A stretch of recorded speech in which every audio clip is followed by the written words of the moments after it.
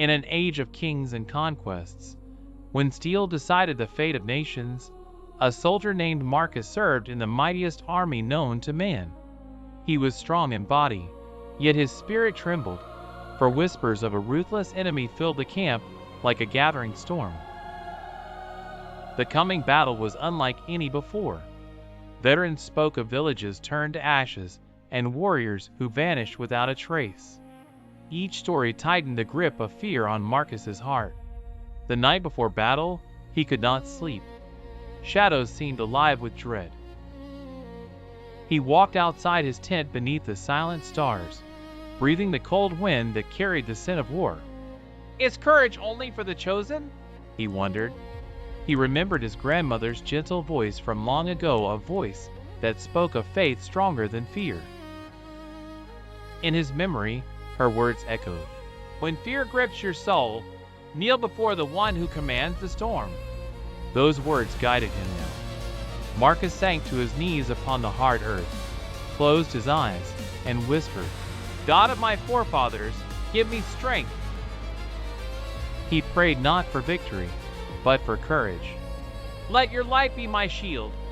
Let your promise be my sword.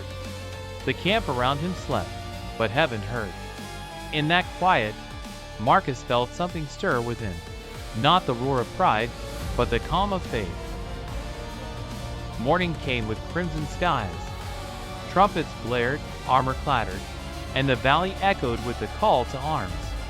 Marcus rose, his heart still trembling, but his hands steady. As he walked toward his company, he felt peace flowing like fire through his veins.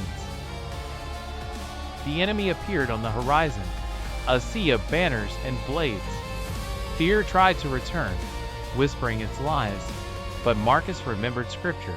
Fear not, for I am with you. Be not dismayed, for I am your God. The promise became his armor. When the horns of war sounded, Marcus lifted his sword. The air exploded with cries and thunderous clash of steel. Yet through the chaos, his prayer echoed louder. Be my courage, Lord. Every strike carried faith instead of fear. His comrades saw the change. The same soldier who once trembled now led the charge through fire and blood. Courage spread like a spark among them. Men who had lost hope found strength by following Marcus's fearless steps. The battle raged from sunrise to sunset. Marcus fought as though guided by an unseen hand. When his shield shattered, he did not falter.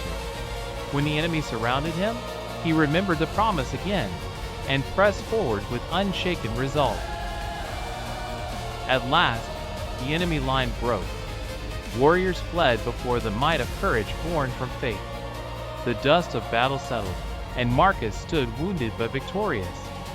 Around him, his brothers in arms shouted his name, not in awe of his strength, but his spirit.